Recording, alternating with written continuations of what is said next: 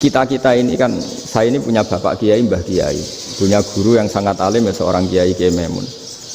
Itu dulu kita pengkaji ilmu itu tidak pernah tahu bedanya NU dan Muhammadiyah. Karena dulu Mbah Darwis itu, Kiai Dahlan itu dulu ngajinya bersama Mbah Hasyim ketika di Indonesia yang ngaji Mbah Soleh Darat. Mbah Soleh Darat itu dulu ngajinya sama buyut saya ke-6, namanya Mbah Soleh Asnawi di Kudus. Mbah Soleh Darat itu dulu alim-alimnya orang Jawa ya Mbah Soleh Darat, Soleh bin Umar. Tempatnya di Semarang, tapi beliau itu sebenarnya orang Jepara yang dekat Kudus. Setelah di Mekah, Mbah Hasyim ini mondoknya ya, mulazimnya ke Syekh Mahfud Termas. Tapi sesekali ke Syekh Khotib Minangkabau. Nah yang Mbah Ahmad Dahlan lebih sering ke Syekh Khotib Minangkabau, sesekali ke Mbah Mahfud. Singkat cerita, karena Syekh Khotib Minangkabau sudah modern ya, terlibat organisasi dunia. Pas itu beliau pengagum Muhammad Abduh, pengagum Rasid Ridho, sehingga bawaannya Mbah Dahlan itu lebih pergerakan karena beliau lebih ngidolakan Syekh Khotib. Nah Syekh Khotib sendiri sebenarnya orang Minangkabau. Jadi beliau namanya Muhammad saja sebenarnya. Jadi menantunya orang Arab. Oh itu dicibir mertuanya ini karena punya mantu orang Jawa, orang ndak Arab. Singkat cerita terus si mertuanya bilang gini, kamu jangan pernah bilang kalau orang Arab itu mansa kanal Arab, orang yang bertempat di Arab. Walakin man takallama bi arabiyyin fasihin, tapi orang bisa ngomong Arab secara fasih. Singkat cerita, kalau kamu tidak percaya, nanti suatu saat menantu saya kalau Jumatan, tidak usah kamu kasih tahu, langsung suruh jadi khotib. Nggak usah kamu kasih tahu, sarannya nggak usah kamu kasih tahu. Kalau sekarang kan enggak. Kalau dosen mau jadi khotib kan mengumpulkan materi dulu. Lucunya diantara materinya itu dari TV. Makanya jadi ribet kan khutbah sekarang. Kalau musim corona ya akan ngomong corona, musim apa yang ngomong apa. Jadi lagi-lagi didikte oleh media. Sebenarnya kalau ngomong kan sesuai kebutuhan umat, ini obatnya apa. Tapi enggak sesuai trending topik, itu kan kayak anak-anak gaul. Ini dokter kok gitu kan aneh. Singkat cerita si khotib ini nggak dikasih tahu, saya Muhammad tadi nggak dikasih tahu, langsung disuruh khutbah. Fatakallama bikalamin fasihin, dia ngomong fasih sekali, bahkan ngalah-ngalahi fasihnya orang Arab asli. Semenjak itu beliau dapat gelar al khotib, orang yang cakap berpidato berkhutbah. Makanya terus dia khotib al Minangkabau. Jadi orang Indonesia itu luar biasa. Dulu yang namanya orang Indonesia di Arab Saudi itu dihormati sekali karena yang ke sana itu pasti ulama. Sudah alim di Indonesia ke sana, termasuk Mbah Ahmad Dahlan, Mbah Hasyim dulu karena sama-sama muridnya Mbah Soleh Darat. Lama-lama yang ke sana itu TKI TKW itu ya mulai agak dibully. Dulu Syekh Nawawi di antara ijtihad yang dihormati itu beliau mengkritik nyuwun sewu orang yang kan orang biasanya normalnya kan muji orang mati syahid, hebat orang mati syahid itu hebat gini. Oke kita sepakat orang mati syahid itu hebat. Tapi kata Imam Nawawi dengan syarat niatnya itu li'ila'i kalimatillah dan itu bawaan takdir. Saya ulang lagi, itu bawaan takdir, harus mati di medan perang. Tapi tidak boleh seseorang ini niat perang tapi niatnya supaya syahid. Karena kalau begitu berarti dia berniat supaya menjadi maktulal kafir, orang yang dibunuh orang kafir. Kedua, dengan dia mati berarti pasukan Islam berkurang. Berarti dia ingin pasukan berkurang, hanya ambisinya dia ingin langsung ke surga. Misalnya pasukan orang Islam itu 10, orang kafir 10. Kalau kamu ingin syahid berarti mati 1 kan, tinggal 9 kan. Nah kalau yang seperti itu 10 kan mati semua. Gara-gara ingin syahid akhirnya perangi rapati tenanan, benang mati, benang mlebu swarga. Kata Syekh Nawawi, ya enggak. Kalau kamu perang sama orang kafir ya niat menang. Dengan niat menang ini kamu ingin li'ila'i kalimatillah. Tapi kalau kamu ingin syahid berarti kamu menuruti keinginan nafsu kamu yang cepat masuk surga. Itu orang Arab kagumnya bukan main. Karena di mana-mana orang itu dinilai dari niatnya. Paham ini ya? Tapi perang loh ya, dalam kondisi perang, bukan teroris. Perang itu artinya orang kafir yang ingin bunuh kita, itu perang namanya apa? Perang. Dulu orang cerita syahid itu hanya pokoknya syahid itu hebat, pokoknya syahid itu hebat. Syahid di medan perang itu hebat, pokoknya saya di medan perang hebat. Tapi ketika Syekh Nawawi memberi penjelasan ilmiah, jika kamu perang ingin cepat mati, ingin cepat syahid, artinya ini untuk pemenuhan diri kamu, karena kamu bayangkan langsung masuk surga. Kamu lupa bahwa dengan kamu dibunuh, kekuatan Islam berkurang. Akhirnya beliau memberi penjelasan, syahid itu bagus, itu sebagai takdir. Hanya takdir itu kita perang yang ingin menang, tapi takdirnya mati. Jangan dibalik, oleh perang rapati tenanan benang mati namun lebu. Itu yang pertama, termasuk ulama yang pertama memberi penjelasan itu Syekh Nawawi. Akhirnya melahirkan kekaguman yang luar biasa dengan tafsir Munirnya itu. Terus beliau itu orang yang rileks kalau menjelaskan ilmu. Ini ya juga guru-gurunya Mbah Hasim, Mbah Guru sama Mbah Hasim sama Mbah Ahmad Dahlan Syekh Nawawi itu. Jadi dulu yang alim di Arab itu ada Syekh Nawawi, ada Syekh Khotib Minangkabau, ada Syekh Bakir Jogja, ada Syekh Mahfud Termas. Itu orang Indonesia banyak sekali yang alim. Bahkan diantaranya yang dikagumi Al-Azhar itu juga orang Indonesia, nama Syekh Abdul Manan, itu mbahnya Syekh Mahfud Termas. Itu pertama ada duta besar Indonesia di Mesir, itu termasuk barokahnya Mbak Abdul Manan tadi, itu juga orang Indonesia. Jadi pemahaman ulama Indonesia itu khas, termasuk ketika memaknai apa? Syahid. Ketika memaknai apa? Syahid. Itu unik. Ketika Syekh Nawawi diuji dulu itu yang namanya ulama diuji dulu oleh 100 ulama. Jadi dulu ya ada kompetisi. Imam Bukhari diakui jadi ahli hadis itu diuji oleh mi'atu muhaddisin, 100 orang ahli hadis, sanad dibolak-balik, matanya dibolak-balik, tapi beliau tetap bisa mengembalikan proporsi sanad itu. Syekh Nawawi pernah diuji gini, ayul afdol al ulama awis salatin, keren mana ulama sama raja atau sama orang-orang kaya sama penguasa? Ya keren ulama. Terus dibully sama orang. Tapi setahu saya banyak ulama yang antri di rumahnya raja, tapi saya tidak tahu melihat raja antri di rumahnya ulama. Kan kebanyakan kan mungkin ustadz atau kiai yang antri ngajukan proposal kan enggak. Nah, kalau raja kan enggak pati itu, malah enggak usah antri, kiainya sudah nyambut sebelum datang. Jawabannya lucu Syekh Nawawi itu, dan yang tanya itu langsung diem. Ya karena ulama itu tahu fungsinya uang, sehingga cara nyari sampai seperti itu. Sementara raja-raja itu tidak tahu fungsinya ilmu, makanya tidak pernah sowan ulama. Sehingga jadi ya dianggap enteng saja. Ulama kan tahu fungsinya uang, tahu untuk pondok, tahu masjid. Sementara raja tidak tahu fungsinya ilmu. Jadi itu khas Jawa ya. Khas Jawa, khas Indonesia. Apa-apa yang menurut orang banyak dengan tanda kutip itu buruk atau baik, itu orang Jawa menafsirkan tuh gampang saja. Sehingga semenjak itu Jawa itu dipandang betul. Saya punya kitab namanya Qadhayal Haji wal Umrah. Itu terbitan Hayatul Ulya Arab Saudi, milik Wahabi. Itu diantara fatwa yang dipakai untuk solusi muskilatul haji, problem-problem haji kekinian. Itu fatwanya syekh-syekh yang dari Indonesia. Termasuk Syekh Khotib Minangkabau, Syekh Nawawi Banten, Syekh Bakir Nur Jogja. Misalnya begini, dalam fatwa-fatwa yang menyulitkan kita ya, sampai sekarang jadi perdebatan. Ketika Sofa dan Marwah itu dengan batas tertentu, saya ulang lagi dengan batas tertentu, mau tidak mau atas nama kebutuhan, itu kan butuh perluasan. Karena kalau naik turun itu mudah disepakati ulama. Jadi misalnya gini ya, saya punya tanah seluas ini, pasti orang akan mengatakan sampai bawah ya tanah saya, sampai atas tanah saya. Itu mujma' alaih, disepakati. Sehingga Nabi ngendikan al-Ka'bah min tuhumil ardi ilas sama Ka'batun. Ka'bah sampai ujung bumi sampai ke aras semuanya Ka'bah. Sehingga tidak ada perdebatan ulama ketika Masjid Haram di tingkat, kemudian yang di atas sholat, tetap dia menghadap Ka'bah. Tidak harus diluk melihat di bawah, enggak. Karena Ka'bah sampai langit. Sama, tanah Anda kamu tingkat sampai 10, enggak ada tetangga protes. Karena bawah sampai atas tanah Anda. Tapi kalau diperluas, tanah Anda kamu luaskan setengah meter saja atau 3 cm saja, iso geger mek tonggo.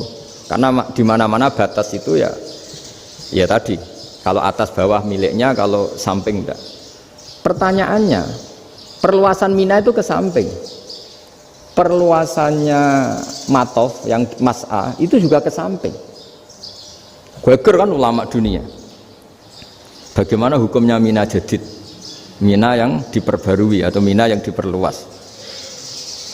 Itu diantara rujukan baik yang membolehkan maupun yang menentang. Itu ya Syekh Indonesia. Itu orisinal tuh. Saya punya kitab orisinal terbitan Hayatul Ulya, kira-kira ya kemenaknya Arab Saudi kalau di Indonesia itu yang dirujuk Dawai Syekh Nawawi, Dawai Syekh Khotib Minangkabau. Karena apa? Ada logika khas Jawa. Misalnya begini, meskipun saya tidak perlu fatwa Mina Jadid sah apa enggak, memang jadi perkhilafan ulama. Misalnya kampung ini dinamai Mina, pertanyaannya gini, tanah yang di samping ini bisa milik Anda apa enggak? Ya bisa Gus kalau dibeli atau dihibahkan. Berarti tanah di samping Anda menjadi milik Anda karena ada proses pengambil alian lewat beli maupun hibah. Nah masalahnya ini negara itu berhak menganeksasi atau memasukkan ini sebagai Mina. Itu ulama Jawa kalau ditanya alasannya apa? Fa innal muttasila bis hukmu dzalika syai'. Karena yang gantet, yang mutasil itu bisa dihukumi seperti sesuatu itu. Jadi kalau ini Mina, ya yang gantet Mina ini ya bisa dikatakan Mina. Beda dengan membuat Mina Malang Mina, wah itu tidak bisa, tidak mutasil kan. Itu enteng sekali ulama Jawa. Satu ya tentu karena kebutuhan, tapi asal masih al-muttasilu bihi, yang masih tanah yang masih mutasil dengan. Nah ketika perluasan Mas'ah antara Sofa dan Marwa kan misalnya ini batas luasnya Sofa, ini batas luasnya Marwa. Lalu atas nama kebutuhan Sofa Marwa itu sampai sini, sampai agak meluas ke sini. Itu geger Arab Saudi. Wah ini gimana? Padahal tawaf itu harus antara Gunung Sofa dan Gunung Marwa, sa'i itu ya. Tapi kalau istilah Quran memang tawaf sama-sama. Makanya apa? Inna Sofa al-Marwata min sya'airillah faman hajjal baita wa i'tamara fala junaha alaihi ayat tawafabi. Nah, jadi kalau istilah sa'i di Quran itu masih tawaf. Karena harus ada, kalau bisa lah, bukan harus. Kalau bisa memang harus ada unsur muternya. Kita kalau sa'i kan dari sini Sofa sampai sini Marwa, terus kan agak muter ke sini. Nah, kan agak membentuk lingkar. Nah, makanya Quran tetap mengistilahkan apa? Tawaf. Jadi bukan sini ke sini terus sini ke sini kan enggak, tapi sini sampai sini terus muter kan? Terus sini. Jadi antara setar dan selama ini prakteknya kan gitu ya. Sofa ngambil sini, terus ke sini, terus agak muter.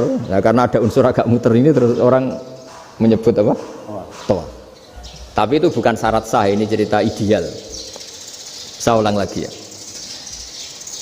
Gunung Sofa itu puncaknya atau pucuknya kalau dalam bahasa Jawa itu ya hanya segini, ini sampai sini.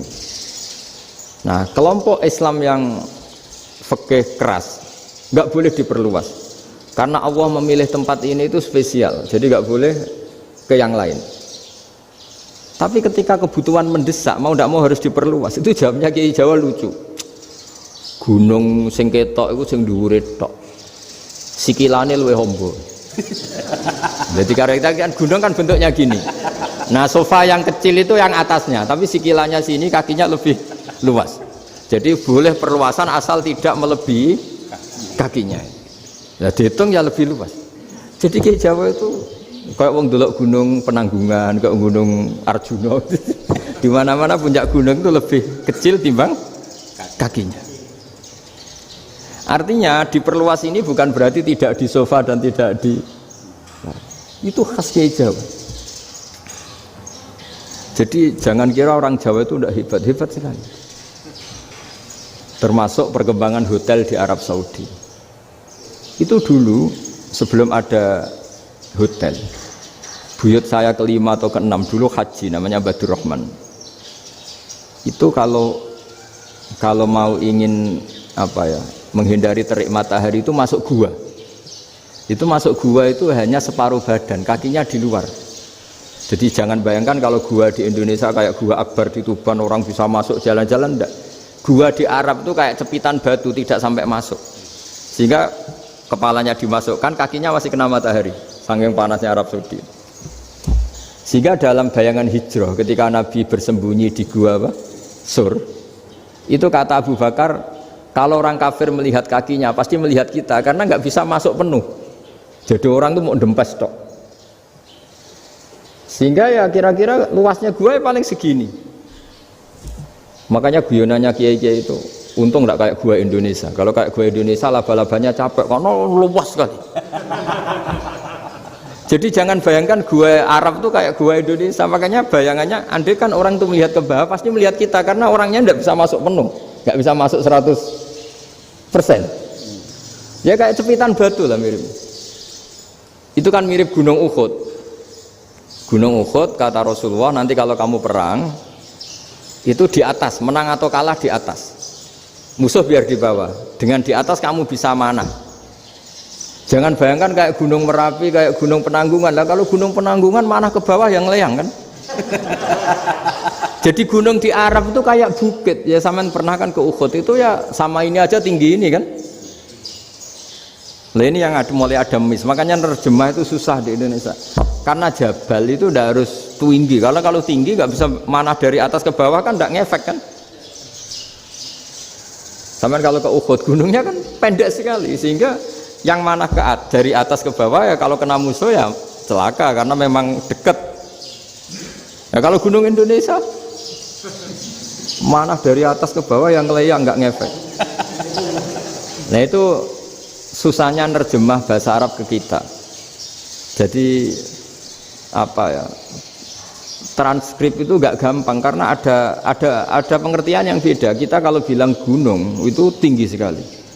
Sampai banyak mahasiswa tersesat ya saking tingginya. Kalau orang naik Uhud gak akan tersesat, wong ketok dari bawah itu. Nah ini pentingnya ngaji ya. Jadi akhirnya ulama-ulama Indonesia itu dipakai rujukan. Jadi mulai Mbah Hasyim, Mbah Ahmad Dahlan sampai era buyut-buyut itu masih orang alim. Lama-lama yang di Indonesia ini orang-orang yang bodoh. Sehingga orang Jawa kalau ke sana dibully, ya Jawa tak kuluh kaya. Orang Jawa itu penggaweannya itu mangan ulo, makan ular. Karena belut itu kalau di kamus itu persis ular. Dulu itu kan kamus tidak full color. Gara-gara gak full color, gambar belut sama ular itu sama. Belut itu belut sama ular kalau nggak full color gambarnya sama apa enggak? Sama. Terus orang Jawa itu kan masih banyak yang makan bajing itu apa? Ketupai itu. Bajing kalau digambar tidak full color sama dengan tikus. Gambar yang tidak warna hitam putih. Sehingga kita ini dibully pemakan tikus dan pemakan ular. Karena belut itu persis ular kalau digambar yang tidak full color. Sampai datang Syekhona Khalil, datang ulama. Ngarang kitab ya judulnya Al-Belut. Karena nggak terima bangsanya dinyek makan apa? Ular. Terus dikarang. Wal belut hayawanun bakhriyun, terus ya isu fi kadza wa kadza. Itu beda dengan al hayyah. Itu diterangkan. Mulai bisa nerima. Terus sistem hotel juga gitu. Sampai tanyakan dalam sejarah dulu orang Sedayu ada namanya Syekh Mukhtar. Syekh Mukhtar bukan bikin rumah besar yang siapapun orang Indonesia haji itu nempat di sana. Nah ini yang menginspirasi akhirnya ada hotel. Dulu Syekh Mukhtar hanya menyediakan untuk hujat-hujat Indonesia. Lama-lama jadi hotel. Nggak mau saya mau cerita. Kata Mbah Mun sering cerita. Kenapa wa ma arsalnaka illa rahmatan lil alamin, kata Mbah Mun. Allah itu pasti bikin ulama yang tidak produk Arab itu pasti ada. Kalau orang Arab jadi ulama wajar, bahasanya Arab, domisilinya di Arab. Tapi Allah akan selalu bikin ulama yang tidak bangsa Arab. Imam Ghazali itu Tus itu Persia. Imam Bukhari itu kira-kira kalau sekarang ikut Uzbek. Ya, Imam Bukhari itu kalau negara sekarang ikut mana? Uzbek. Kenapa demikian kata Mbah Mun? Karena Allah sudah ngendikan wa ma arsalnaka illa kafatan linnas. Manusia semua ini kena khitabnya Islam. Kalau tidak ada ulama yang dari berbagai negara, kesannya Islam itu hanya milik orang Arab Saudi. Makanya Allah selalu bikin ulama-ulama yang bahkan tidak Arab. Termasuk Imamul Muhaddisin, yaitu Imam Bukhari, itu orang Uzbek, orang Rusia lah kalau sekarang, ikut Uni Soviet dulu. Imam Ghazali itu orang Persia. Syekh Nawawi itu orang Banten. Karena Allah ingin memaklumatkan bahwa Islam ini untuk semua, sehingga orang yang tidak Arab pun bisa belajar Islam. Yang alimnya itu nggak kalah sama orang apa? Arab. Makanya ini PR ya. Kalau Gus Dah Ploso nanti ngendikan suatu saat orang belajar Islam itu bahkan orang Arab pun bisa belajar ke Indonesia. Kalau orang Indonesia bisa alim betul kayak dulu.